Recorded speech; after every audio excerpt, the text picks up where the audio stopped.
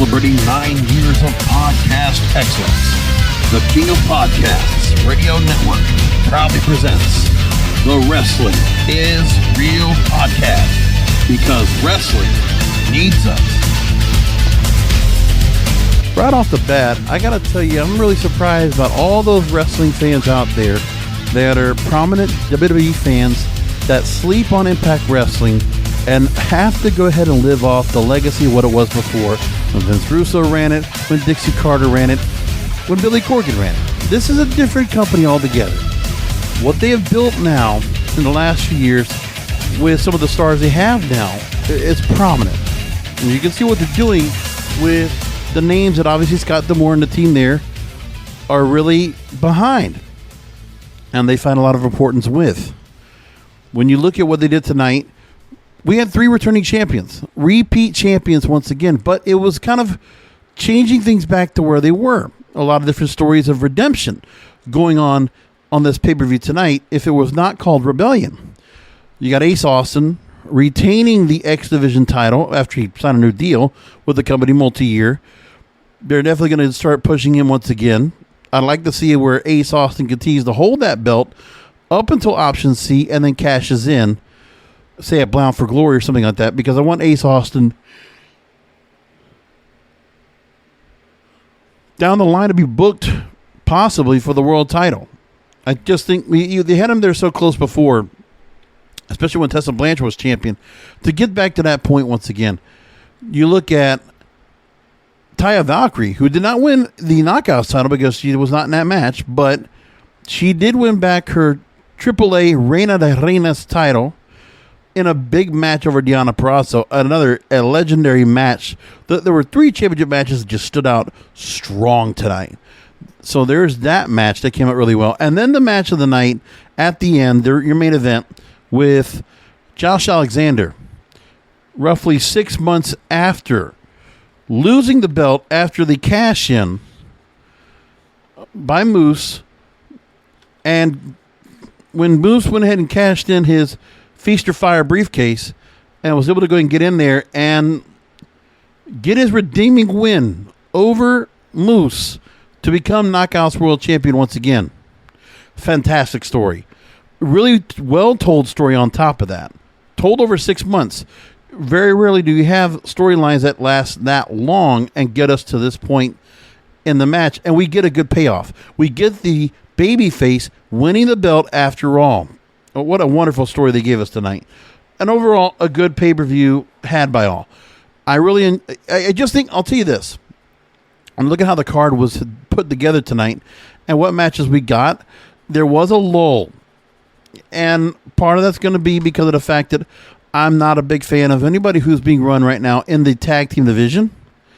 That's the match that really just stands out to me. Now, don't get me wrong. We had other matches that were fantastic tonight.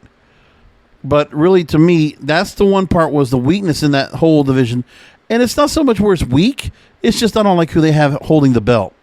Valhalla by Design is kind of just there, and they're kind of basic and simple. I mean, we have the reason why they are.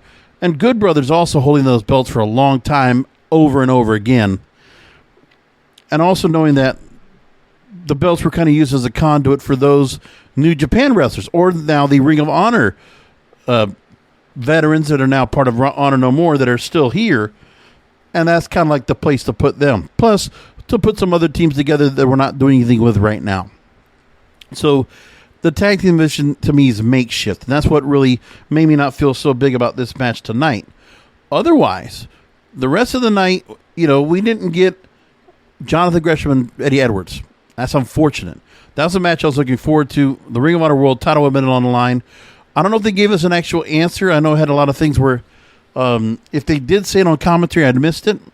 But I haven't read anything yet as to why that match did not happen. But it was still on the final card as a last check. But instead, Eddie Edwards took on Chris Bey. And that was a pre-show match that I missed. And the other match I missed, which was originally put on the main card, but pushed into the pre-show, was the Influence over the Inspiration for the Knockouts World Tag Team titles. That was a match I wasn't going to worry about missing. Even with Caleb with a K and that whole story where they've gone with things and Caleb Conley now leaving the company doesn't make a difference to me. It's whatever it is. So the main story of the night, 7 matches on the card. Steve Macklin. They really are pushing this guy. Something where they see Steve Macklin, who was never really pushed that well in NXT for the most part. You know, Steve Cutler and Forgotten Sons. And here, where he is brought into the space, and they just really see something behind him. You know, he's still, relatively young, and he's here, and there's something about trying to put together something with this group.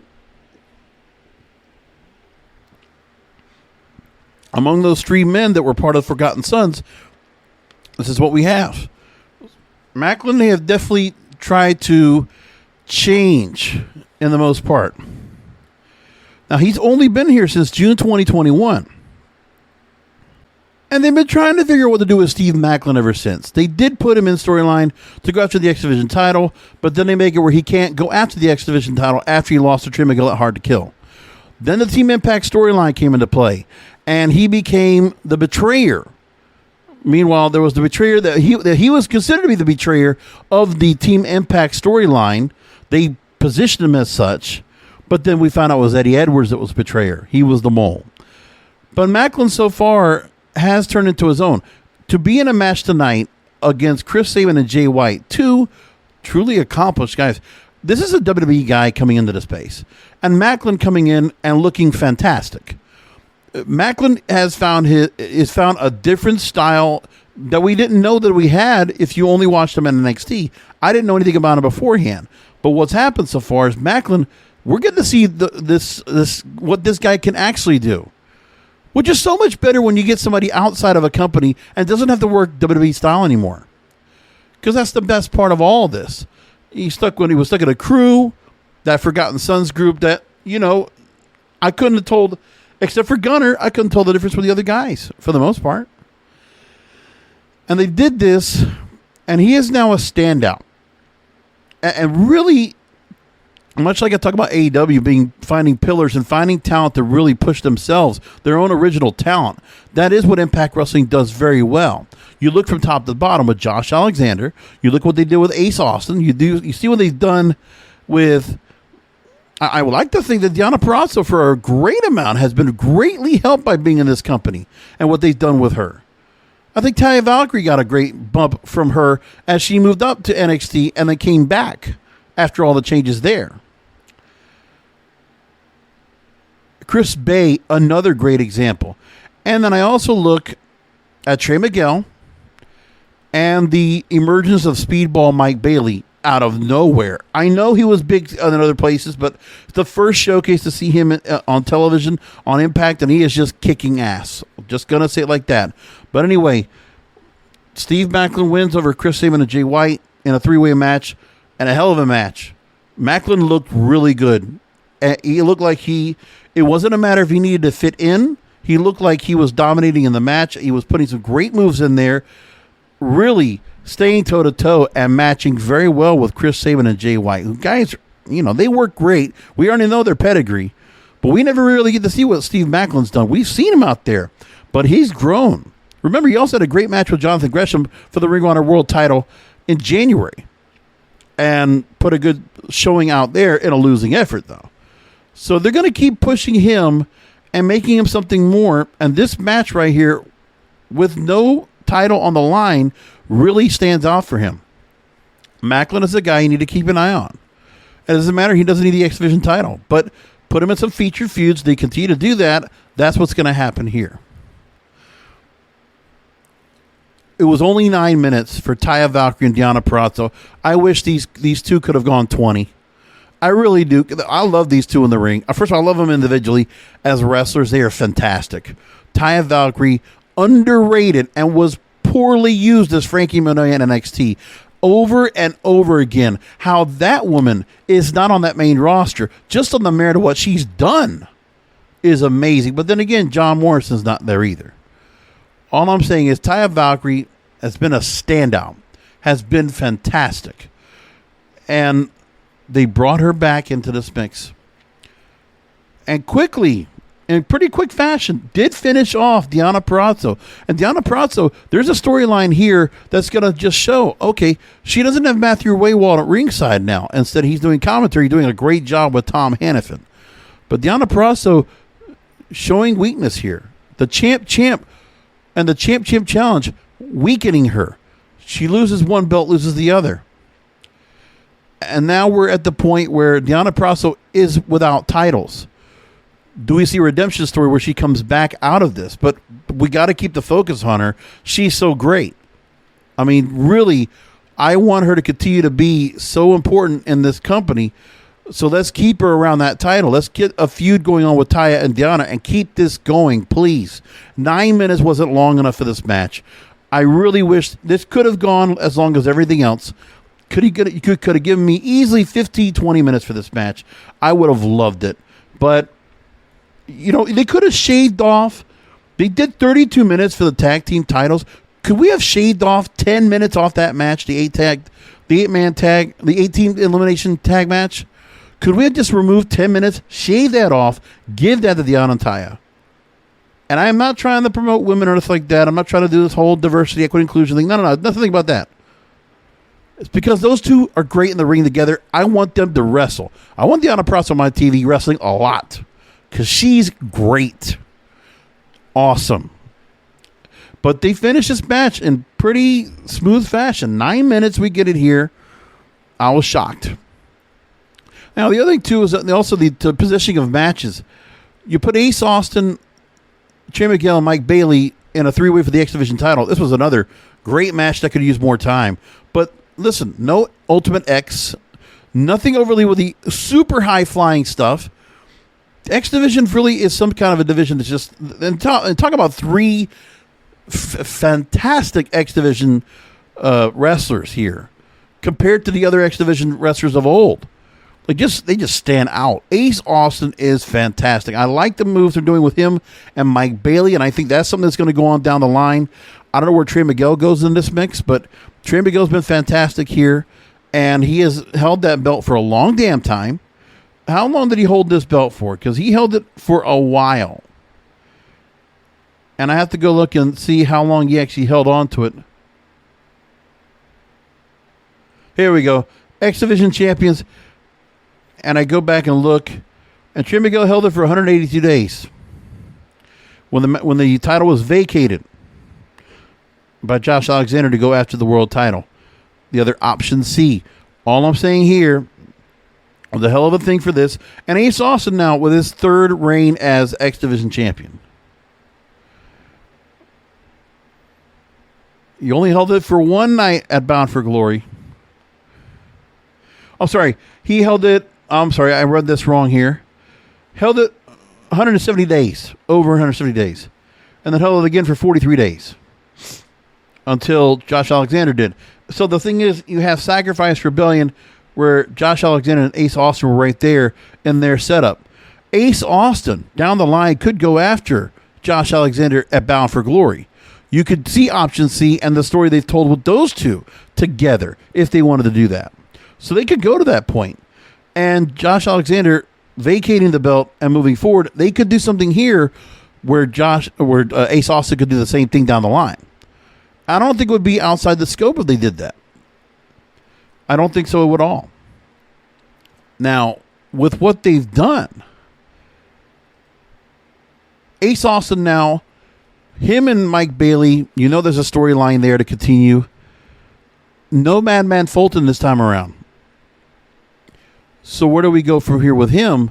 And what kind of a run is he going to get this time? Because they're going to push him again. Now he's holding the belt. He's going to get pushed again. And he needs to start barking up at Josh Alexander's tree. Sometime after Moose goes after the rematch for the Impact World title. Jonah and Tomohiro Ishii, the Stone Pitbull. Well, we already saw Tomohiro Ishii in action on Friday night. In a match against Adam Cole. And where he lost to Adam Cole, but then he gets the win back on Jonah at Rebellion in a very good match. I like where Jonah's being booked in the matches he gets. Like the big guy matches, Nothing against where we had some of the other bigger stars. We had like a Falaba, but to have a Jonah here and how he's being used, the super heavyweight, and working in matches like with the likes of PCO and Tomohiro Ishii, fantastic. But a very good match. My biggest complaint or my biggest gripe is going to be the length and the use of the 8-team elimination challenge. Now, there are certain storylines that are intertwined within here, which makes sense, and that's okay. When you look at Valhalla by Design dealing with Honor No More, who got screwed by, when their relationship soured, then you have the Good Brothers also being screwed by the likes of Honor No More and Valhalla by Design. The whole Bullet Club thing also kind of fizzling as well. Good Brothers already have been dealing with Rich Swann and Willie Mack. Then you get a goofball group with Johnny Swinger and Ziggy Dice. And then the formation of the major players, which I like the tag team. And it needs to be the next tag team that goes after one-on-one for the World Tag Team titles. Matt Cardona and Brian Myers. Like, these two together should be getting back out. And, the Edgeheads, they're teamed together again. Let's keep them serious as they are with Chelsea Green in this new tag team formation in Impact.